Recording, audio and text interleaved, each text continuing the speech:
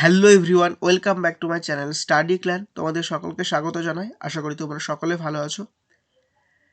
তো আজকে আমি এই ভিডিওতে আলোচনা করব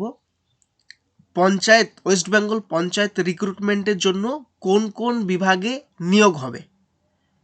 তো ওয়েস্ট বেঙ্গল পঞ্চায়েত রিক্রুটমেন্টের জন্য কমিশন একটা নতুন ওয়েবসাইট খুলেছে এবং সেই ওয়েবসাইটে কিন্তু সমস্ত তথ্য দেওয়া আছে যে কোন কোন বিভাগে নিয়োগ হবে।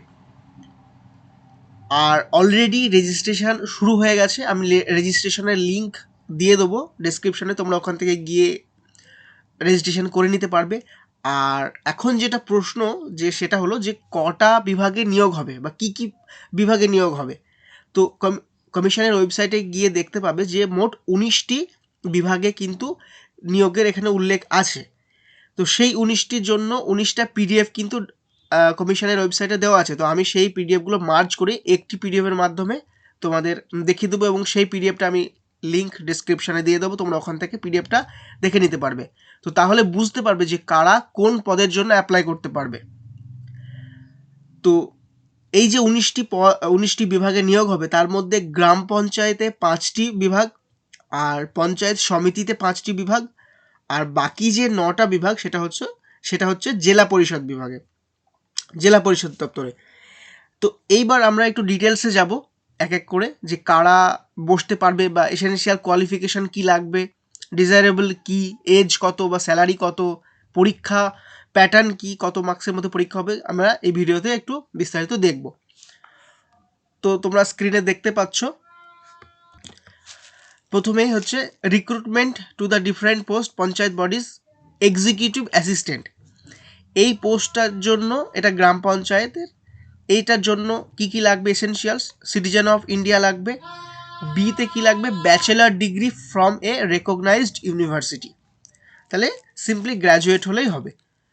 সিতে কি diploma in computer application from any institution recognised by state government আর সেন্ট্রাল গভর্নমেন্ট।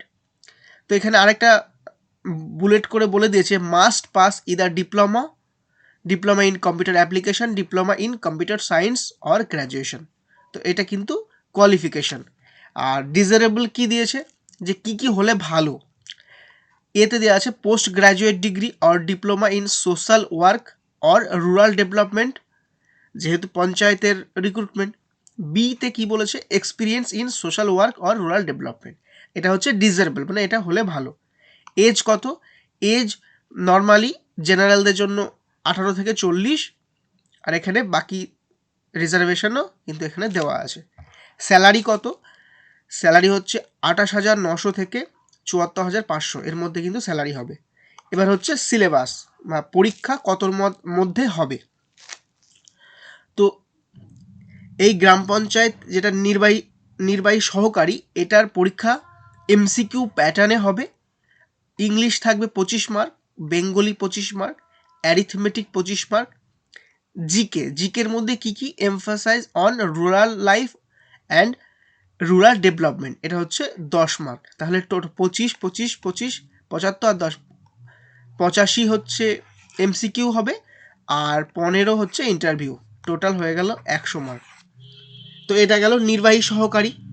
নেক্সট চলে আসব গ্রাম পঞ্চায়েত কর্মী।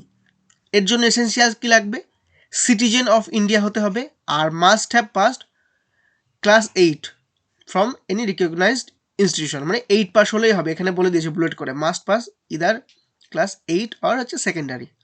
তো 8 পাস হলেই কিন্তু এটা হয়ে যাবে। Age same age. স্যালারি কত, 17,000 থেকে 43,600। এর পরীক্ষাটা কি, এটাও এমসিকিউ টাইপের। ইংলিশ থাকবে 10 ক্লাস 8 স্ট্যান্ডার্ডের, বেঙ্গলি থাকবে 13 মার্কস, অ্যারিথমেটিক থাকবে 10, আর হচ্ছে জিকে থাকবে 10, আর এখানে ইন্টারভিউ হবে কিন্তু 15। নেক্সট চলে যাব গ্রাম পঞ্চায়েতের নির্মাণ সহায়ক। এসেনশিয়ালস কি লাগবে, সিটিজেন অফ ইন্ডিয়া তো লাগবেই, must have diploma in civil engineering from any institute recognised by state government আর হচ্ছে সেন্ট্রাল গভর্নমেন্ট। তাহলে এখানে বুলেট করে বলে দিয়েছে must pass either diploma in civil engineer or graduation. তো এটার জন্য কিন্তু ডিপ্লোমা সিভিল ইঞ্জিনিয়ারিং লাগবে এটা। আর স্যালারি কত?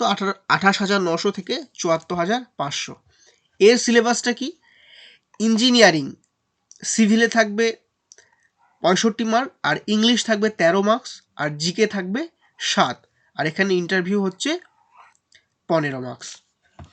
এরপরে নেক্সট হচ্ছে সহায়ক, গ্রাম পঞ্চায়েতের সহায়ক।